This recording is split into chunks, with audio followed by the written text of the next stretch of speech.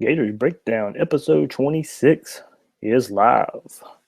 After the 40 or after the 54-16 defeat of the Gators from Alabama in the SEC Championship. This is Gators Breakdown. You can find us on iTunes, SoundCloud, YouTube here, live on YouTube, TuneIn Radio. All those options there are available to you. Breakdown. You can find us on iTunes. And check us out. Like it, share it, subscribe to it. The biggest thing is share it. If you like this podcast, it helps us out with the share there. Gators breaking down the SEC championship game that was for the Gators, and not a pretty showing after a pretty good start. We've seen it against FSU. We've seen it against Tennessee, how this offense can just come out, get a good start, and then not live up to the billing for the rest of the game. There was a little bit of hope, but then for as good as Austin Appleby looked, he looked just as bad at times. Put the Gators in a hole that they could not get out of. Don't want to spend too much time breaking down the game. We know what happened.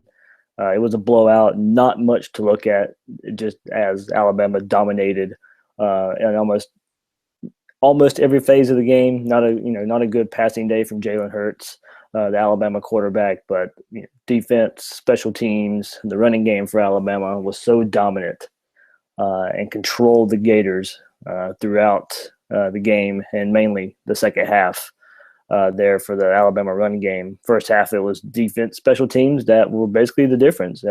Took all the momentum out of the game, took all the confidence Florida may have had in the game after that great start. Like I mentioned, I mean, Florida tried on offense. They came out, they showed some things on offense, with some gadget plays, some trickeration, try to get a flea flicker involved that, didn't work, try to get some tosses involved, wide receiver, sweeps that didn't work, even Callaway in the backfield, trying to get him some touches, however, if you've listened to this podcast, you've heard me say the Gators have to get Callaway 10 touches a game. And, they were trying. Getting your best playmaker the ball and see what happens, especially in this game. It was just something where Antonio Callaway is your best player by far, has to get the ball. He had 2 carries, 4 catches, 6 touches on the game on the offensive side of the ball. The Alabama, after last year's game, was absolutely not going to punt it to him and try and let him get a punt return touchdown to turn momentum of the game. Nick Saban wasn't going to have that again. So what did they do? Angled every punt out of bounds, and Antonio Callaway wasn't getting any punt returns. We saw the first drive where, it was working, converting third downs after going 0 for 12 last week against FSU. Marched right up and down the field by converting third downs, and we saw a pretty slant pass on the touchdown from Austin Appleby to Antonio Callaway. And then the offense from there fell apart. They mentioned it in the broadcast. Austin Appleby probably got too much confidence in him, thought everything was going okay, throws a late pass over the middle for his first interception. Second interception, some miscommunication between he and Callaway. I'm still going to put that on Appleby because from what I saw, now I'm not saying I'm right here. I could be wrong. On that route, with the way Callaway was running, he was still open. And Appleby thought he was going to stop, I guess, in the zone there. So Appleby throws it behind him by 3 or 4 yards. Miscommunication. But with the way Callaway was so open and continuing to be open, I'm thinking that's on Appleby and not on Callaway. Callaway, if that ball is thrown where Callaway was going, that might have been another 6. Callaway had some steps on the defender. He catches that ball in stride, and he's probably gone. So, to me, that one's on Appleby as well. Then, of course, the block punt.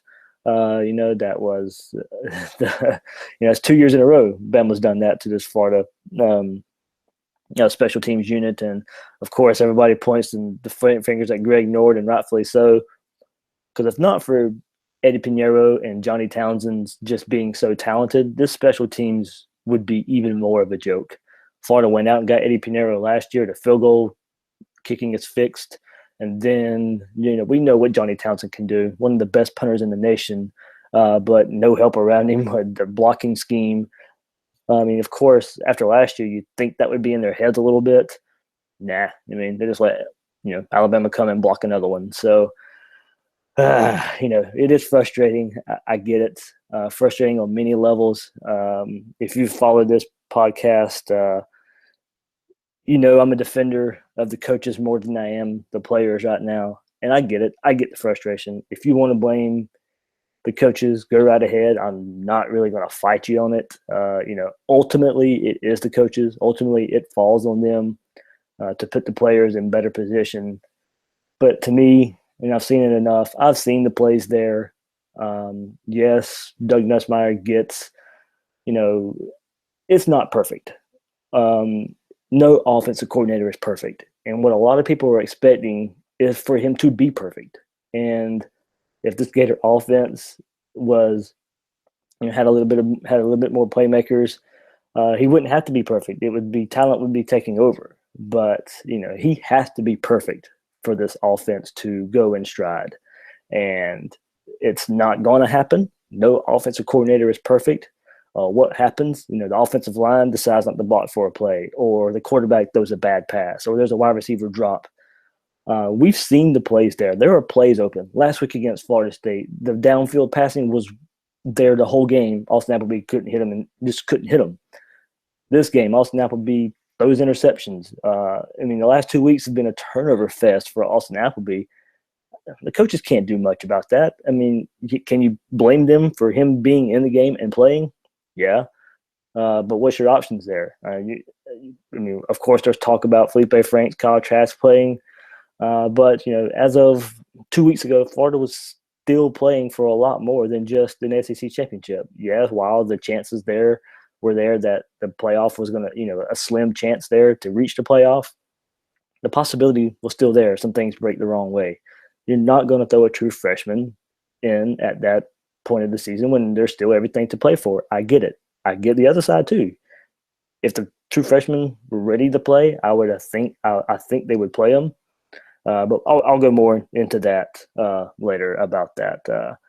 But just as far as my defense, versus players versus coaches, I think the coaching is there for the most part.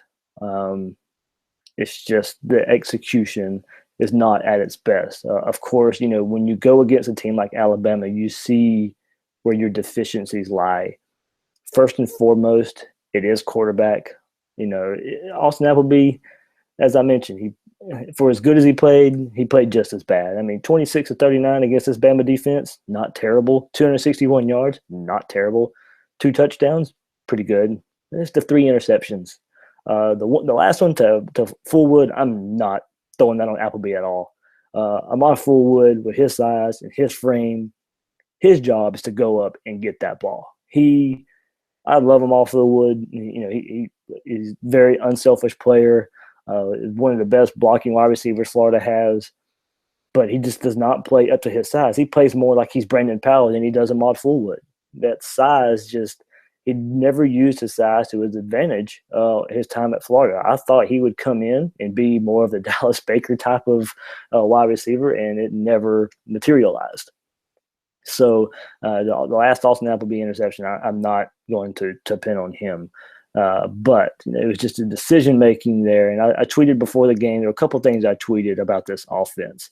Austin Appleby, after last week, the FSU game, he needed to go to read 1, read 2.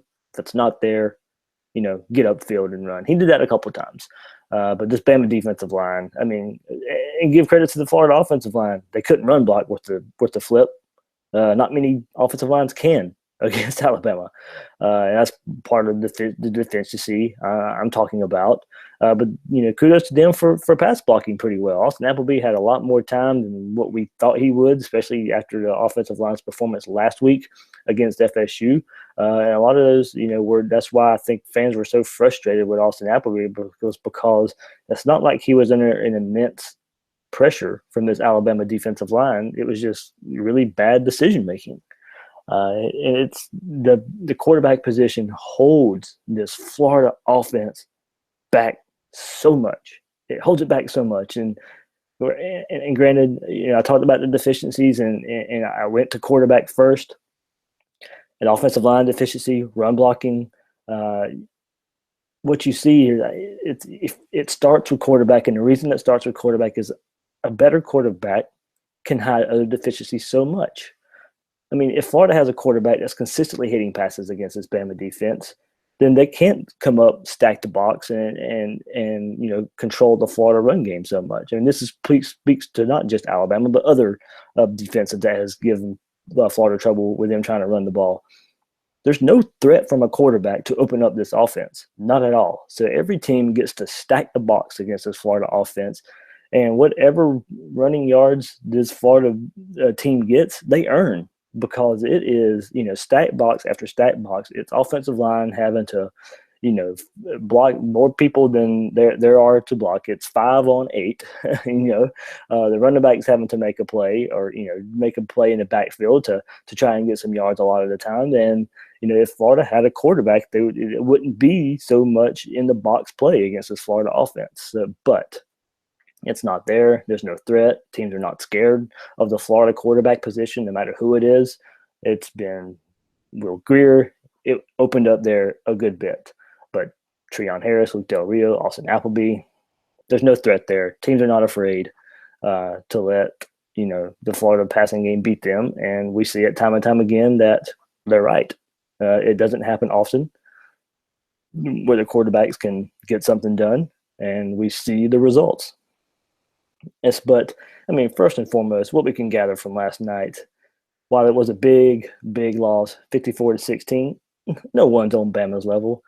And it's sad for Florida fans to say that because, not too long ago, Florida was on Bama's level. But ever since that 2009 SEC championship loss to Alabama, it has been two programs going in the complete opposite directions.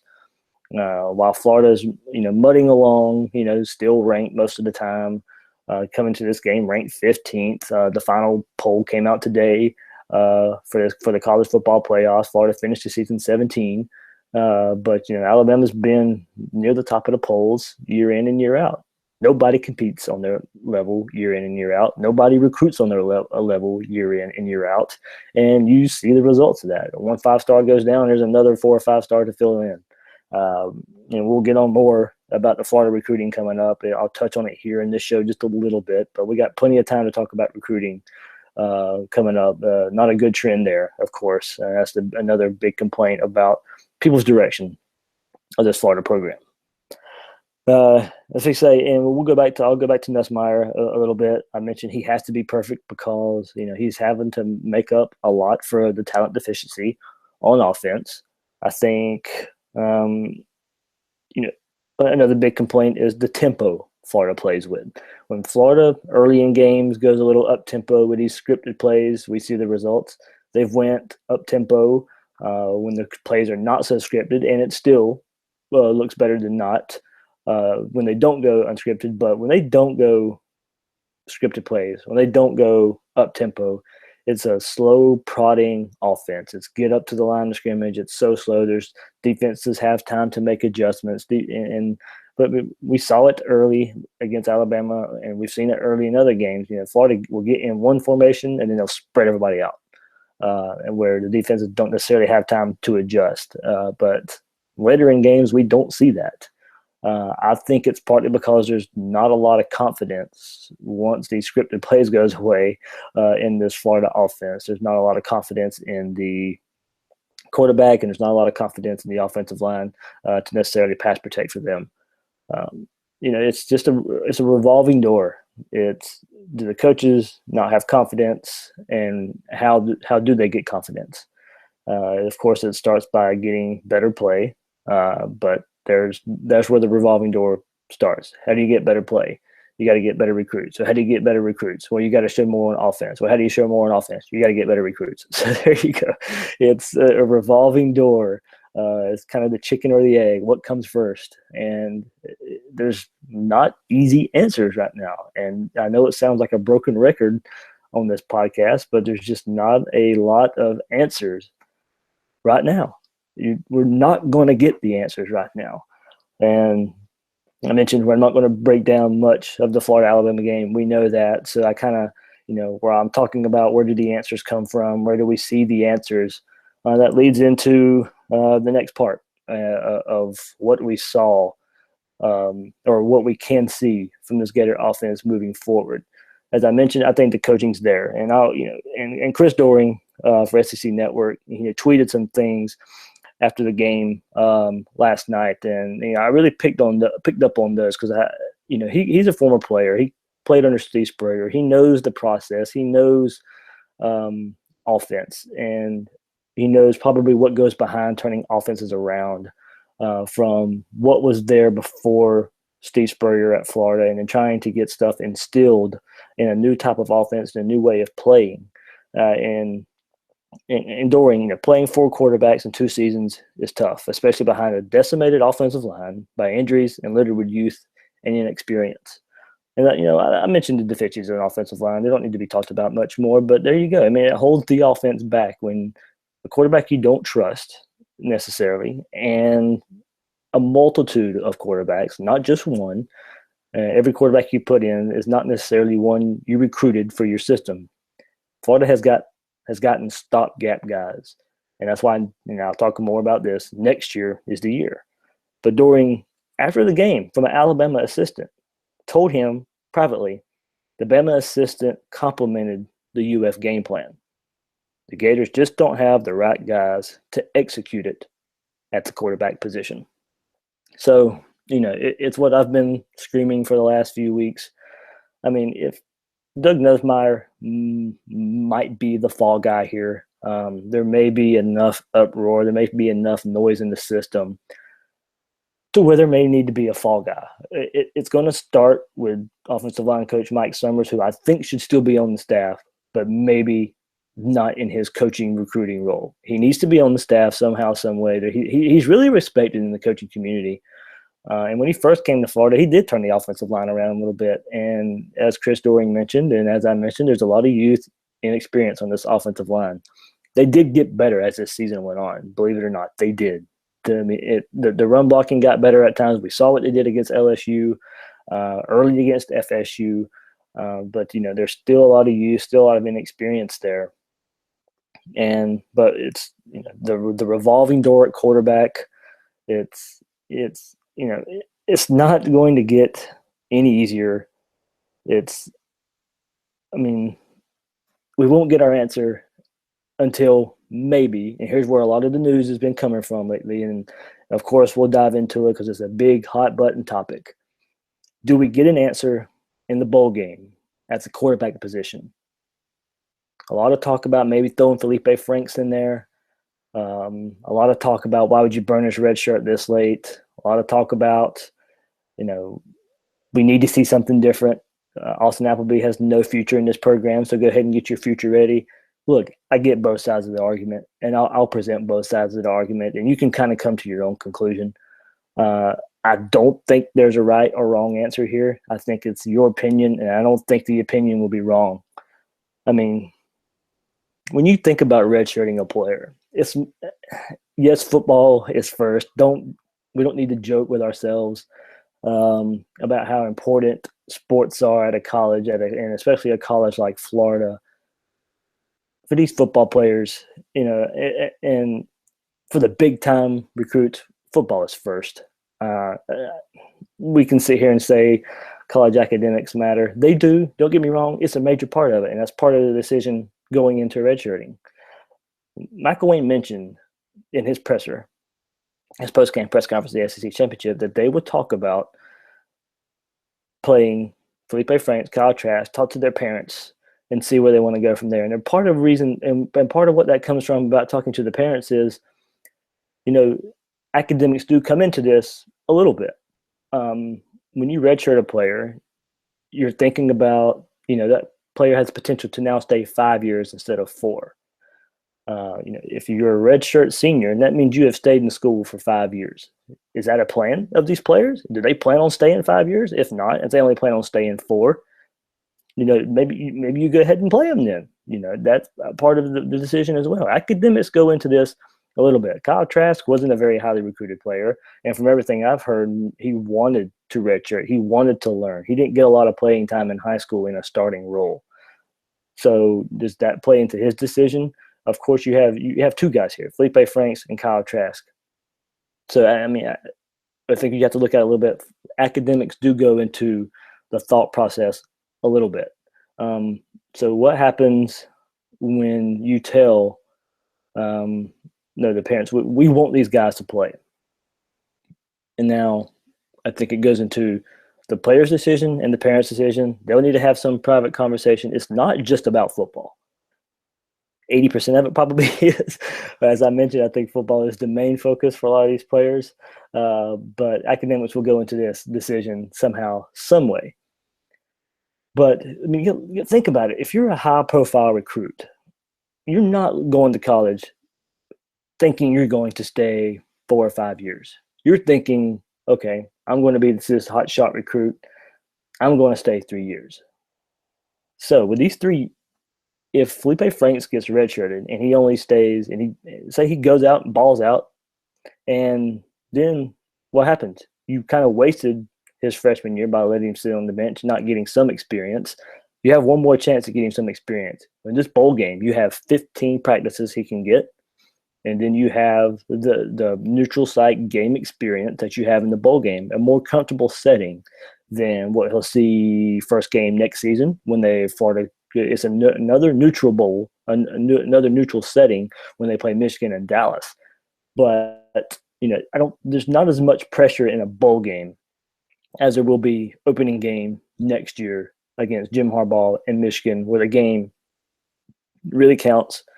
Game that will start you out 1-0 or 0-1 and either put you behind the 8 ball to start the season, or it slingshots you into a big time discussion as being a really good team if you beat a Michigan at the very beginning of the season. So I mean, there's a lot of things to look at in redshirting or not redshirting, and playing or not playing. More than likely Felipe Franks or Kyle Trask. Recruiting goes into this as well. I mean, the fault of Florida football right now is not a high fault on Gators recruits' minds or recruits' minds, recruits in general's mind as it stands right now. There's not a lot of excitement around the program. That's being truthful. Recruiting shows. Recruiting shows that Florida's having problems getting the big time playmakers over other schools right now. It's mainly your in-state competition. Florida State, that's the benchmark right now for in-state recruiting is what Florida State's doing. You start Felipe Franks in the bowl game, he plays well, and then you see, or these recruits get to see, okay, maybe Florida does have a quarterback of the future. I can see myself playing with that quarterback. And then you see the weapons that he would be having already in Antonio Callaway, Tyree Cleveland, Jordan Scarlett, Michael Pirine, Josh Hammond, Freddie Swain. Those guys get involved. I mean, that's what a lot of time you see that in bowl games, because these freshmen gets 15 more practices, and a lot of programs get the young guys even more experience. I mean, that's why a bowl game is so important. It's more of a setup for next year than it is to cap off the year that it's actually played for. I mean, these 15 practices that are coming up are going to be so important for the young guys. It's where they get to kind of separate themselves and go from freshmen to sophomores, or redshirt freshmen to sophomores, however you want to look at it. That's what bowl practice is for. It's not for the seniors, and it's not for the outgoing guys. The game is more for them. But these 15 practices are more for the young guys. So I think that's an argument to be made. For letting Felipe Franks play in the bowl game. I mean, the recruiting is a reason, and it's you have to show something. So mentioning recruiting, well, another thing that can get the recruiting going and kind of a spark there. Of course, it's as I'm reporting this podcast, the Florida coaches are out in Texas visiting Jarrett Stidham, a big time 5-star recruit that is looking to transfer in probably Auburn leads right now. He visited Auburn last week. offensive coordinator for Auburn, Rhett Lashley, was visiting Jarrett Stidham last Friday night. But the Florida coaches, they were busy getting ready for an SEC championship game. So what happens there is, Florida coaches are going to visit Jarrett Stidham on Sunday. And if the Florida coaches can, pique his interest, it's already piqued. Jarrett Stidham tweeted during the SEC championship game that he would be playing in this game next year. So, of course, that means Auburn or Florida, more than likely. I think Texas A&M's probably on the outside looking in right now. If the Florida coaches can impress him with their in-home visit on Sunday, Jarrett Stidham will visit the campus the very next week. That would be just coming up Saturday, Sunday. So Jarrett Stidham, if the Florida coaches can improve their recruiting prowess a little bit. Last year, after the SEC championship, player number one to go recruit was Eddie Pinheiro. We saw how that turned out. Florida swayed him from Alabama. Florida went and got him. Florida's going to have to do the same thing with Jarrett Stidham. Everything's pointing towards Auburn right now. But if the coaches can go in and press, look, you saw the SEC championship game last night, Jarrett. You saw the playmakers we had. You saw the quarterback is the one position we need to turn this thing around. And for right now, that can hold true. There are playmakers and there are plays to be made for this Florida offense. Florida can point to the quarterback position and say, that's what we're missing. You mentioned you want to play in the SEC championship game next year. We've won it the last 2 years without a quarterback. We believe you're that guy that can take us to that next level. You're that guy who can get us there, and next time we can win it. So you got to get that thought in his head. And there was an interview with Stidham. He was impressed with the Florida offensive line. He's impressed with the Florida playmakers. Florida's got to go in and sell that. Jim McElwain, Doug Nussmeier, they have to go in and sell that. So it's a big time recruit. And what got me to pointing to Jarrett Stidham is Florida gets him, and Florida gets him committed early. That sends a sign to the other recruits. Okay, look, Florida's got their quarterback. Let's go play for that guy. And they can maybe see what Felipe Franks can do in the bowl game or spring practice and say, okay, the future is good as well. So, but Jarrett Stidham is that recruit, that transfer. I think Florida can come in, and I'm against the grad transfer or the transfers in general right now. But I think Jarrett Stidham is that type of quarterback. I think he's that type of quarterback that is a difference maker, and for sure when he comes in, Felipe Franks are still a question mark. Kyle Trask is still a question mark. To me, if you're asking me, if Florida gets Stidham, he is that guy. He's the guy they can count on. He's the guy that can come in and change his Florida offense on a dime. Well, Florida has to change some things in offense to kind of suit him. He's a little more mobile. He's in the shotgun a lot more. We'll be able to go under center.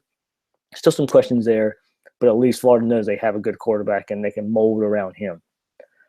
So, it's a catch-22, as I mentioned, with this offense and recruiting right now. You got to get the players to help the coaches, or the coaches need to do a better job and help the players. We'll see. As I mentioned, you're not going to get many answers for this season unless Felipe Franks comes in and plays in the bowl game. That's still only one game, whether it's good or bad. You have to remember it's only one game, but it can send a signal if he plays well that the future is in good hands for Florida. So, of course, it's bowl season, and the bowl game got announced for Florida, and it's going to be the Outback Bowl versus Iowa. It's going to be January 2nd with a 1 p.m. kickoff. So it's Florida versus Iowa. Have a history. Ron Zook played against them. Urban Meyer played against them when they were here, all in the Outback Bowl, I believe. So it's going to be interesting matchup for the Gators. Another Big Ten foe there. Florida played Michigan last year, and we saw how that turned out.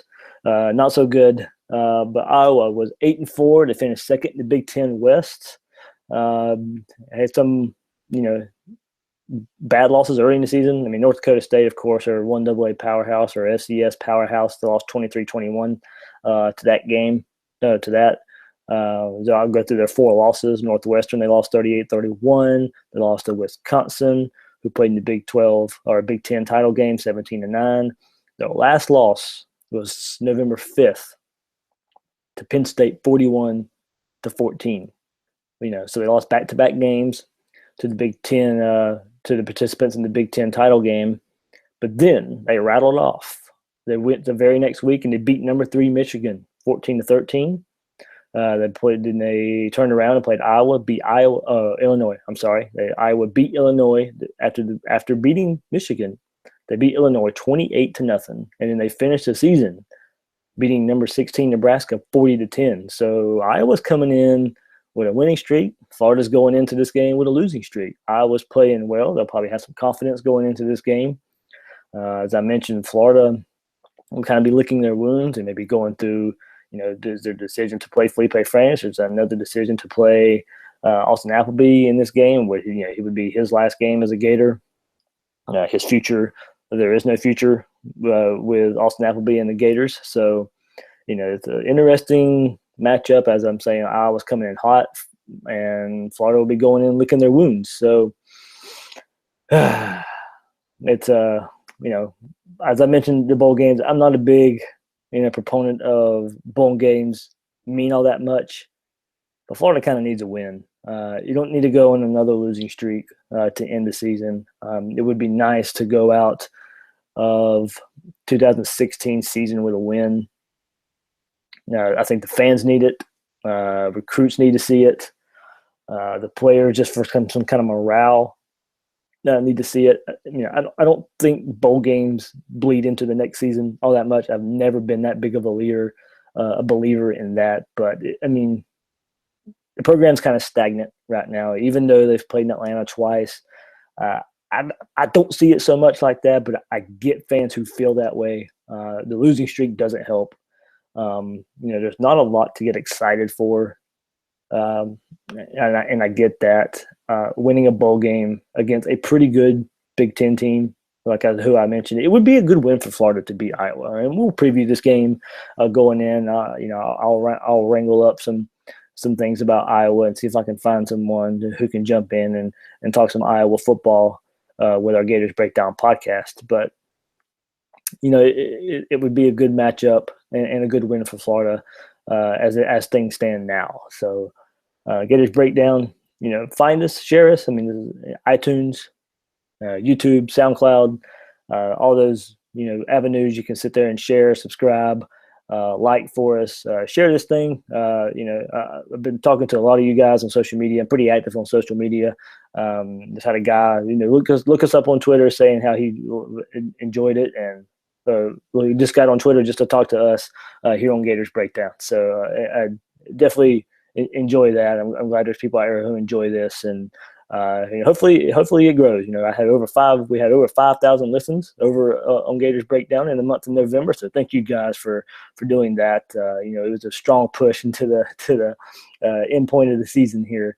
But we still got a bowl game coming up. Recruiting's coming up. I'm going to start doing these Gators Breakdown podcasts, maybe just taking it down to once a week, or if it instead of twice a week, because the season is going to slow down. But there's still stuff to talk about. So I'll go from 1 to 2 a week, and we'll see where it goes from there. If you guys have some feedback, if you kind of want me to stretch it into 2, and if there's plenty of things to talk about, if there's things you want to talk about, and I'll throw it on here. As I mentioned, you can find me on Twitter at GatorDave_SEC, at GatorDave_SEC. And Gators Breakdown, I mentioned where you can find those. I'll say it one more time: iTunes, SoundCloud, YouTube, and even TuneIn Radio. So Florida loses in the SEC championship game again. It was good to get there. Don't get me wrong. It beats the alternative. I get it's no fun going to Atlanta and getting trounced. But they're there. It beats being Tennessee. It beats being Georgia, sitting at home on the SEC championship day. And you'd rather be there playing. But I know it's no fun getting trounced. A lot of things to point to, a lot of things to get better at, and make that a game in the future. And then, of course, it was announced Florida and Iowa in the Outback Bowl in Tampa, January 2nd, 1 p.m. Should be a good game. We'll preview it more in the next month or so leading up to the game. We'll have the holidays coming up, so Gators Breakdown will slow down just a little bit around the holidays. But guys, like I mentioned, you can find me on Twitter if you want to talk. There'll still be shows throughout the off season. Still trying to do one a week, like I mentioned, and maybe 2 a week. We'll ramp it up around recruiting. We'll ramp it up around the bowl game, of course. And we'll go for their spring game, all that stuff coming up in the next few months. So it's been a good season. Thank you guys for joining and listening to Gators Breakdown. Joey and I will still have our midweek podcast. We'll probably record that Monday night, Tuesday night, get it out in the week. You can get Joey's thoughts on looking back at this Alabama game just a little bit, recruiting, and, of course, looking ahead to Iowa with him as well. But we'll dive into Iowa a little bit more in a week or two to get to more things there. Of course, I have to do some scouting. Don't get to watch Iowa football that much. So a lot to learn about Iowa in the next month, as I'm sure the coaches will be too, even on the road to recruiting as well. So if there's any big news, I'll jump on here and do some big news as well. If there's a big time commit, if we hear some things from Jarrett Stidham, in the next week or so, if he commits to Florida or Auburn, I'm sure we'll talk about that as well. So Gators Breakdown, episode 26, SoundCloud, iTunes, YouTube. Find us there. As Florida loses to Alabama, then we'll play Iowa in the Outback Bowl. So for David Waters on Twitter at Gatorday_SEC, you can find me there if you guys want to talk some more. So for Gators Breakdown, we'll see you guys later.